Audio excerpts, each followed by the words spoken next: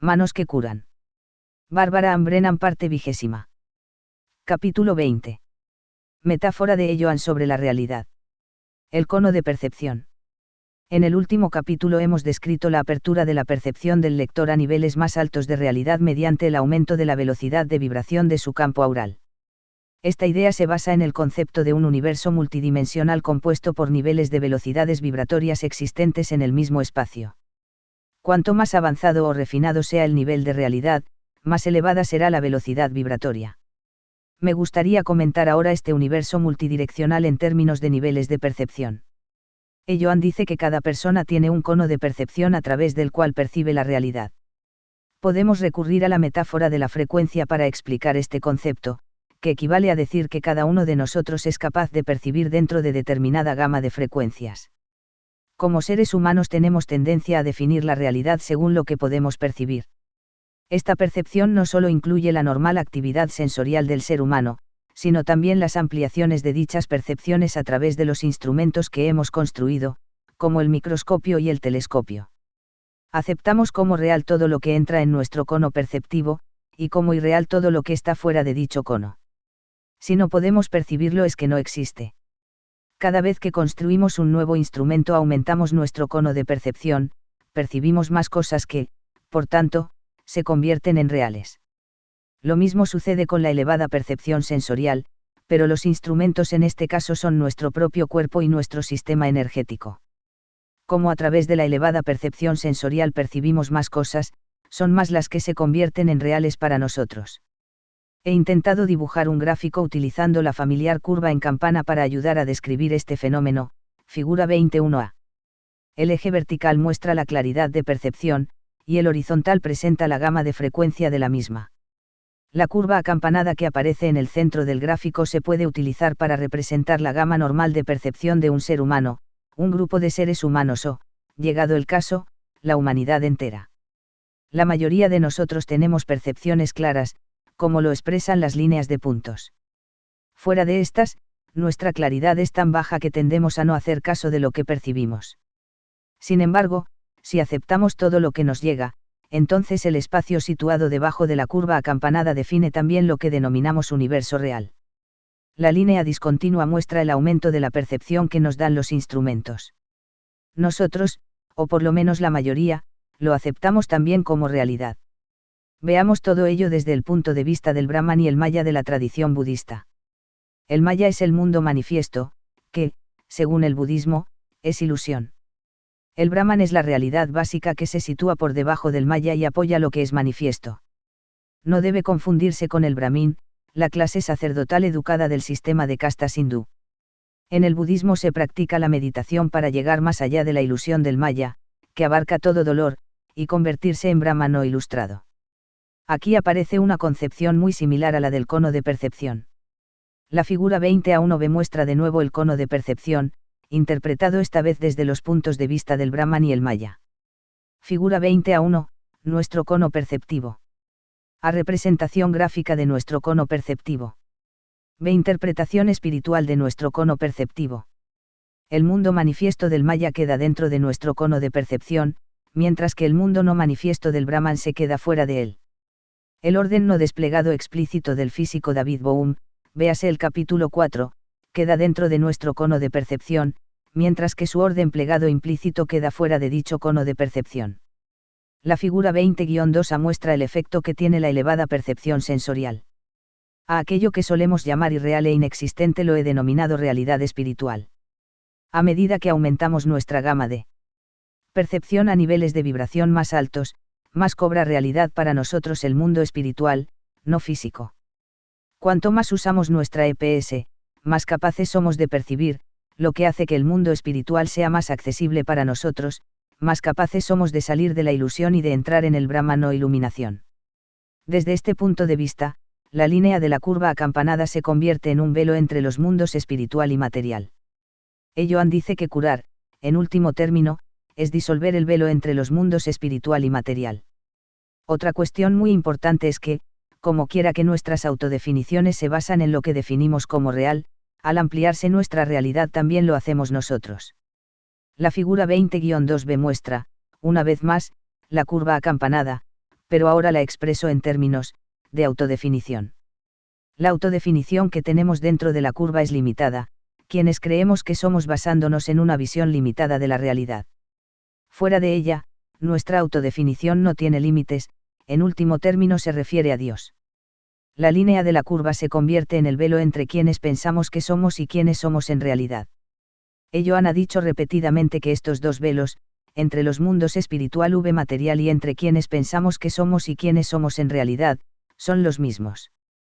También es el mismo el velo que separa lo que denominamos vida y muerte.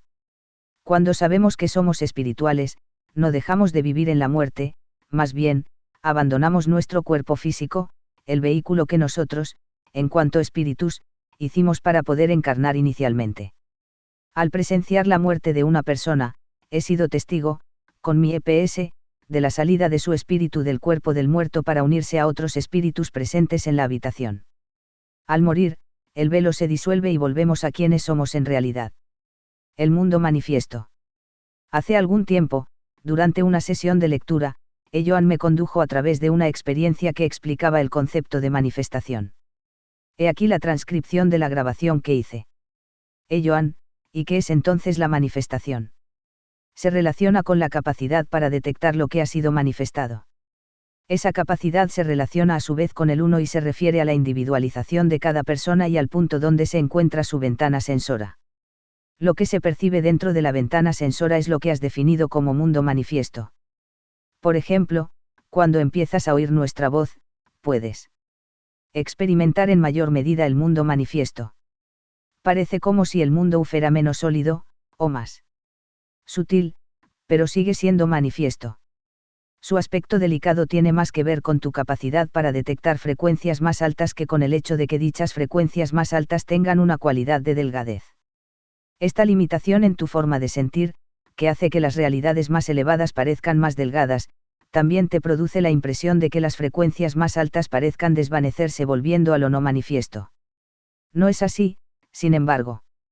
Bárbara, entonces, lo que estoy viendo es esta gama completa de sensaciones dentro de lo que llamamos manifiesto. Es simplemente un conjunto de sensaciones, cuando lo denominas manifiesto.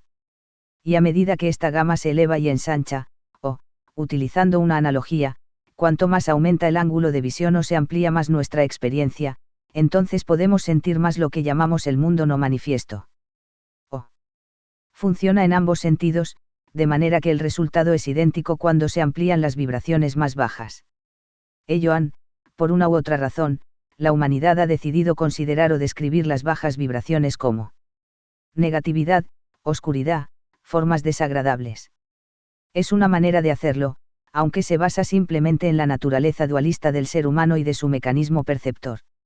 Este forma parte del sistema sensor, que considera negativas las vibraciones más bajas. Bárbara, ¿qué puede decirse de toda la larga escala de la evolución humana? Joan, en términos de evolución, deberíamos hablar simplemente de la capacidad para ampliar la ventana sensora. Se podría decir que la realidad concreta queda comprendida dentro de la parte más amplia de la curva acampanada de tu percepción. La gente tiende a no creer en sus propias percepciones cuando se supera una desviación estándar, o la parte máxima de la curva acampanada. A medida que la humanidad progresa a lo largo de su camino de evolución, la curva acampanada de su percepción se va ensanchando más y más, véase la figura 20a1. La curva acampanada de la percepción debe ser considerada como una curva que muestra las limitaciones de la mente humana en este momento de su evolución. Deberíamos tratar de tener la gama completa de percepción de la mente humana funcionando en la cresta de la curva acampanada en todas las frecuencias de percepción, a fin de que la realidad expandida se haga tan concreta como, por ejemplo, esa grabadora magnetofónica que tienes en la mano. La curva acampanada de la percepción se ampliaría entonces hacia su cresta hasta hacerse plana. Cuando se alcanza el todo, lo manifiesto y lo no manifiesto se hacen uno. Otro modo de decirlo es, a medida que amplías tu cono de percepción, nuestro mundo se te hace cada vez más manifiesto y entonces te relacionas con él como parte del mundo manifiesto.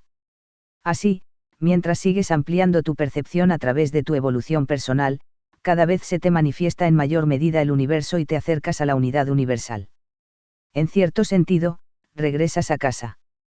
Figura 20a2, definición de los límites de nuestro cono perceptivo.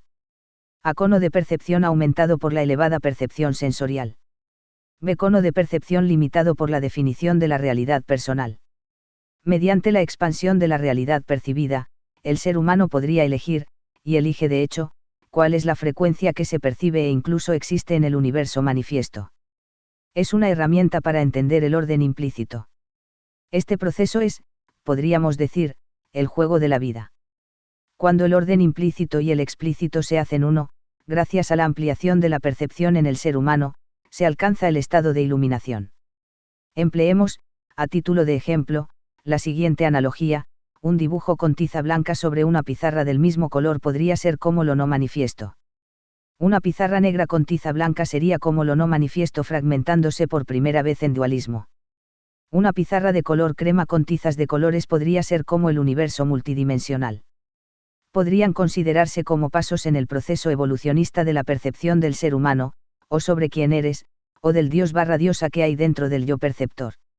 Así, a medida que alcanzamos dimensiones más amplias de la realidad, los colores se hacen más definidos y dimensionals. A eso se refiere esta digresión, a la enseñanza de una nueva percepción para el género humano, la elevada percepción sensorial. Tu visión interna te permite elegir hacia dónde mirar, a qué tamaño y a qué banda de frecuencia. ¿Quieres mirar a la manifestación física, o lo que tú llamas la realidad física? ¿O prefieres mirar al nivel etéreo bajo, o al emocional, o hasta el etéreo alto, o incluso a los niveles noveno u octavo del aura? ¿Dónde deseas situar tu percepción? También decides sobre la resolución. ¿Eliges mirar a un microorganismo, o prefieres un macroorganismo? El Dios manifiesto decide manifestarse únicamente a través de la percepción, es decir, elige la parte de la cara oscura donde se manifestará por medio de percepciones. Hay seres entre vosotros que no pueden veros y a los que no podéis ver. Han decidido vivir en una ventana de percepción distinta. ¿Lo entiendes, querida? Bárbara, no, me estoy cansando. Esta conversación resulta demasiado lineal. Ello es debido a que, una vez más, estamos oprimiendo la información dentro de tu estrecho margen de percepción. Deja que tu percepción se expanda mientras te conducimos a otro reino de luz. Conforme vayas entrando en esta habitación, verás la luminosidad, sentirás la alegría. Así me condujo a lo que parecían ser reinos cada vez más altos. Cada uno exhibía más magnificencia que el anterior. Cada uno era más difícil de percibir. Cada uno se hacía aparentemente más leve y menos formado. Mi guía Elloan me conducía. Al llegar a lo más alto que pude percibir, Elloan dijo, y aquí estamos ante la puerta del sagrado entre los sagrados, donde todo ser humano suspira por entrar. Pude ver mis vidas anteriores que flotaban por debajo de mí como el aroma del jazmín arrastrado por el viento en el aire nocturno. Conforme pasaba cada una, sentía el impulso de mirar atrás, a la realidad. Cada vez que lo hacía, tenía la sensación de caer. Intenté mantenerme con un sentido del ser, más allá de Bárbara, más allá del tiempo, más allá de las vidas. Intenté pasar por la puerta del sagrado entre los sagrados. Elloan, no se trata de intentar llegar, sino de permitirse a uno mismo estar donde ya está. La cantidad de espacio es enorme. Es un estado que se ubica más allá del tiempo y del espacio. No hay necesidad de apresurarse. Eso es lo que el alma está pidiendo. Me encontré así atravesando una puerta entre las dos garras de la gran esfinge. Vi ante mí a Elloan sentado en un trono. Elloan, por tanto, querida, cuando hablas de curación debes saber que ésta abre la puerta de la percepción y le permite a uno entrar en el sagrado entre los sagrados y ser uno con el Creador. No es nada más, ni nada menos, que eso. Se trata de un proceso que fluye paso a paso en esa dirección. La iluminación es la meta, la curación, un subproducto. Así, cada vez que un alma venga a ti para que la cures, debes saber en lo más profundo de ti que eso es lo que el alma desea. Recuerda que cuando alguien llega a ti para que le ayudes en su curación, sus palabras llegan a través de la puerta de la percepción, que puede ser reducida o amplia. El dedo de un pie que duele, una enfermedad que pone en peligro la vida o la búsqueda de la verdad, cualquier cosa que te pidan llega a través de la puerta de la percepción, pero lo que necesitan recibir es simplemente esto, la respuesta al anhelo del alma. El alma dice, ayúdame a encontrar mi camino de vuelta a casa. Ayúdame a encontrar el camino para llegar al sagrado entre los sagrados, a la paz de las edades, al viento que musita la verdad a través de los siglos. En este punto de la meditación me estremecí y lloré de alegría. Joan me había dicho frecuentemente que su nombre significaba, el viento que musita la verdad a través de los siglos. Ahora lo había entendido. Por medio de la meditación, Joan me había hecho comprender que Joan y yo somos uno. Podía sentir la sensación, con cada célula de mi cuerpo, de que yo era esa verdad. Joan prosiguió, aquí estoy sentado, por tanto, yo, Joan, corona de joyas, cada una de las cuales es una verdad conocida. Por tanto, aquí existo, siempre he existido y siempre existiré, más allá del tiempo y del espacio, más allá de la confusión, manifiesto y sin manifestar a un tiempo, conocido, pero no conocido. Y así también os sentáis aquí cada uno de vosotros. Basta con desear conocer esto desde el lugar en el que te encuentras, dentro de tu limitada capacidad de percepción. Revisión del capítulo 20. 1. Explicar el concepto de la ventana de percepción. Alimento para la mente. 2. Considerando la descripción de la realidad ofrecida aquí por Joan, describa el lector la relación entre su muro interior de miedo, tal como se ha descrito en el capítulo 14, el muro situado entre quién piensa usted que es y quién es en realidad, el velo entre los mundos espiritual y material y el velo entre la vida y la muerte. 3. ¿Qué es la muerte? 4. A juzgar por la última afirmación de Joan, ¿cuál es la relación entre su guía y usted? ¿En qué se diferencia de su yo superior? En su chispa divina.